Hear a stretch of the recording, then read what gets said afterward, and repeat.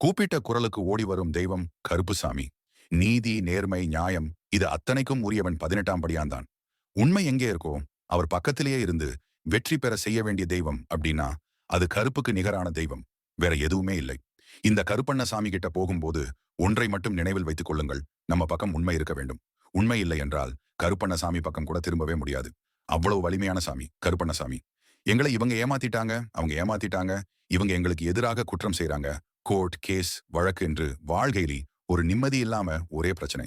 மாமனார் கொடுமை, மாமியார் கொடுமை, என்னை எல்லாரும் சேர்ந்து ஏமாத்திட்டாங்க.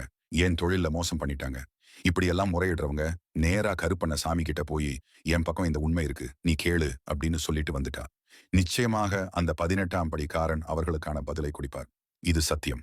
இதைப்போல் உங்களுக்கும் நடந்திருந்தால் கமெண்டில் சொல்லவும். கருப்பன் சக்தியை அனைவரும் தெரிந்து கொள்ளட்டும்.